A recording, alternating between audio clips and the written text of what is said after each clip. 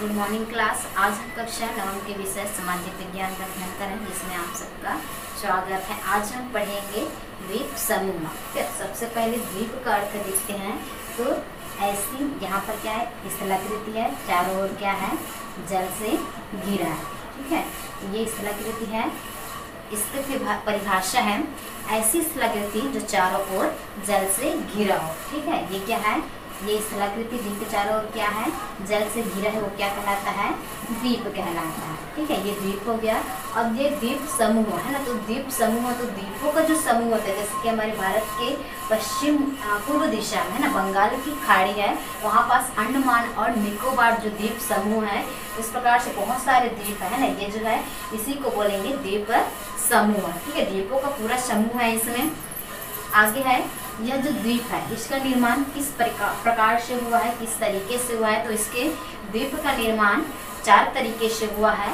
सबसे पहला कौन सा है, ज्वालामुखी है ना। सबसे पहला तरीका कौन सा है, तरीके देख लेते हैं।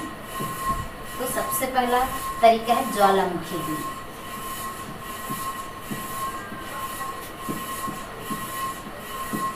ठीक है, ज्वालामुखी द्वीप। ठीक है, इसकी जो निर्माण है, ज्वालामुखी जो द्वीप है, इसका निर्माण किस प्रकार से होता है। देखिए, मान लीजिए क्या है, समुद्र है। ठीक है, ये समुद्र है।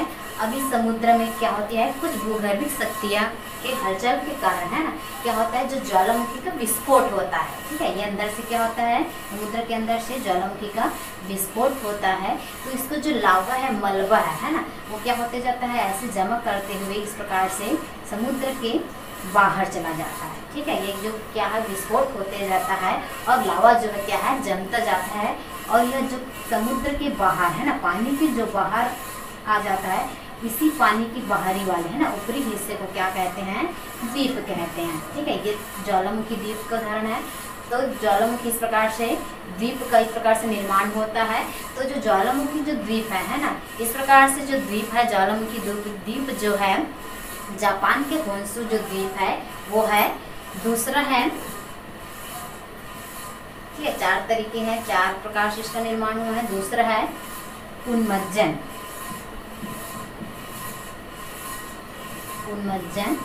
द्वीप।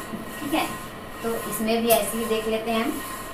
मान लीजिए क्या है, समुद्र है। ठीक है, ये समुद्र है, तो इसमें कुछ पर्वत का अंश रहता है। ठीक है, ये पर्वत है, समुद्र के अंदर है ना, उसके अंदर में क्या है, छोटा सा पर्वत है, कुछ चट्टान रहते हैं। तो इसी प्रकार से कुछ छोटा सा पर्वत है जो क्या होता है, बढ़ता जाता है, या फिर पानी की कम जाता है ना, पानी जो क्या है, कम हो जाता है, जिसके कारण से यह जो क्या है, समुद्र के बाहर दिखाई देता है। यह जो चट्टान जो है, पर्वत जो है, तो ये जो पर्वत जो ऊपर आ जाता है ना, समुद्र के बाहर आ जाता है, पानी के बाहर आ जाता है, वही ऊपरी हिस्से क्या कहलाता है, उन्मज्जन द्वीप। ठीक है, ये जो उन्मज्जन द्वीप है, इसका उदाहरण जापान में इस प्रकार से जो द्वीप है, जापान में भी है। तीसरा आता है हमारा निमज्जन द्वीप। ठीक है, निमज्जन द्वीप,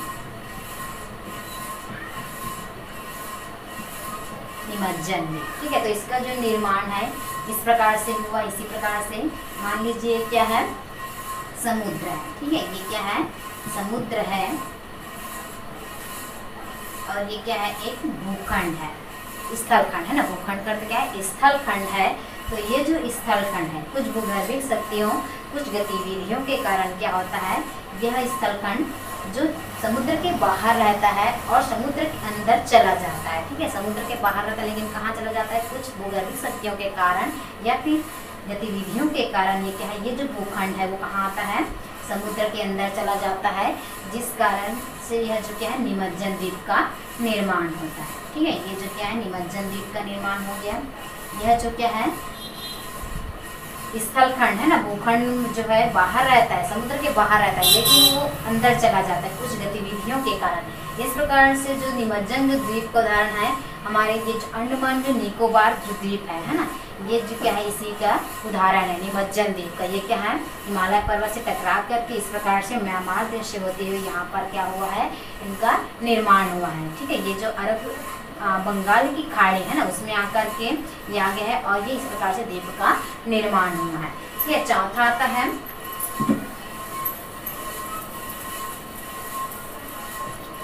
चौथा है नदी द्वीप। ठीक है, चौथा कौन सा है? नदी द्वीप। ठीक है, तो मान लीजिए क्या है? नदी है। ठीक है, ये क्या है?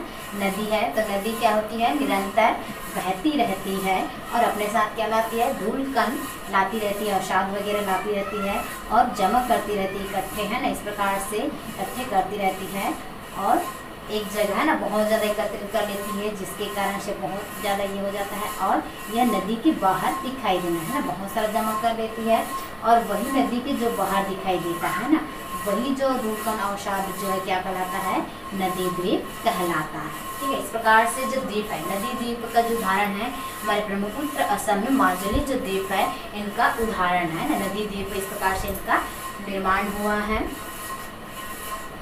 आगे हम पढ़े थे द्वीप समूह है ना, तो ये जो द्वीप समूह का निर्माण किस प्रकार से हुआ, इनका 4 तरीके बताए हैं हमने। सबसे पहला कौन सा बताया? सबसे पहले हमने बताया ज्वालामुखी द्वीप, दूसरा बताया उन्मज्जन द्वीप, तीसरा निमज्जन द्वीप और चौथा नदी द्वीप। ठीक है, इस प्रकार से द्वीपों का निर्माण हुआ है। आगे हम पढ़ेंगे अंडमान निकोबार द्वीप समूह, जो कि हमारे भारत के पूर्व में है ना, जो कि हमारे भारत के पूर्व में बंगाल की खाड़ी में स्थित है। इसका हम अध्ययन करेंगे।